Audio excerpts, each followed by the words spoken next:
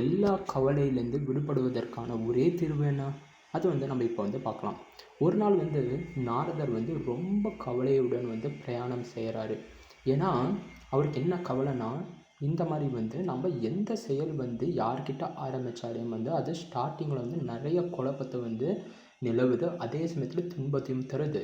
என்னதான் இறுதி கட்டத்தில் வந்து வெற்றிகரமாக முடிஞ்சால் கூட. இதுதான் வந்து நாரதருக்கு வந்து கவலை. இந்த கவலையை வந்து லக்ஷ்மி தேவி வந்து பார்க்குறாங்க.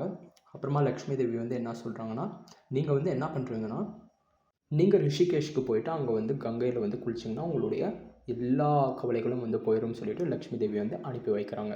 அதே போல் நாரதரும் வந்து அங்கே போகிறாரு. அங்கே வந்து நிறைய ஃபிஷ்ஷை வந்து அவர் பார்க்குறாரு. அதில் ஒரு ஃபிஷ் வந்து பேசுது. அதை பார்த்துட்டு நாரதருக்கு ஆச்சரியமாயிருது. அந்த ஃபிஷ் வந்து என்ன கேட்குதுன்னா, நாரதர்கிட்ட நீங்கள் வந்து எப்படி இருக்கிறீங்கன்னு கேட்குது. நாரதரும் வந்து சொல்கிறாரு, நான் வந்து சும்மா தான் இருக்கிறேன், இப்போதைக்கு கவலையுடன் இருக்கிறேன் அப்படின்னு சொல்கிறாரு. அப்புறமா வந்து நாரதரும் வந்து கேட்குறாரு, அந்த ஃபிஷ் கிட்ட வந்து நீங்கள் எப்படி இருக்கிறீங்கன்னு கேட்கும் பொழுது அந்த ஃபிஷ்ஷும் வந்து என்ன சொல்லுதுன்னா, நானும் வந்து கவலையுடன் தான் இருக்கிறேன் அப்படின்னு சொல்லுது. அப்போ நாரதர் வந்து கேட்குறாரு, உங்களுக்கு வந்து என்ன கவலைன்னு அப்படி கேட்கும் பொழுது அந்த ஃபிஷ் வந்து சொல்லுது, நான் வந்து ரொம்ப தாகத்துடன் இருக்கிறேன், எனக்கு தண்ணியே கிடைக்க மாட்டேங்குதுன்னு அப்படின்னு சொல்லும் பொழுது நாரதருக்கு வந்து சிரிப்பு வந்துடுதாமா. ஏன்னா அந்த ஃபிஷ் இருக்கிற இடமே தண்ணி தான், ஆனால் தண்ணியே கிடைக்கலன்னு சொல்லும் பொழுது நாரதருக்கு வந்து ஒரு ஆச்சரியமாயிடுது.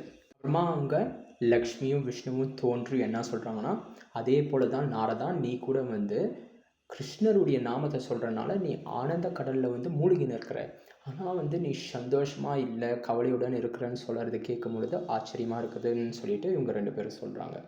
அதுபோல் அந்த மீனுடைய இயற்கையான நிலை என்ன? தண்ணியில் இருக்கும் பொழுது சந்தோஷத்தை அடையும், தண்ணியிலேருந்து வெளியில் இருக்கும் பொழுது அது வந்து துன்பம் அடையும், அதே சமயத்தில் இறக்கிறதுக்கான வாய்ப்பு உண்டு.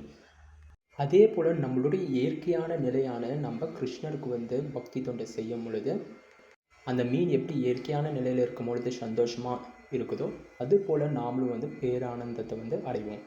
எனவே நம்மளுடைய இயற்கையான நிலை என்னென்னா, நம்ம வந்து கிருஷ்ணருடைய திருநாமத்துக்கு தொண்டு செய்யும் பொழுது எல்லா துன்பத்திலேருந்து நம்ம விடுபட்டு பிறப்பிறப்பு முதுமை என்னும் இந்த சம்சார கடல்லேருந்து விடுபட்டு நம்ம கிருஷ்ணர் அடைவோம்.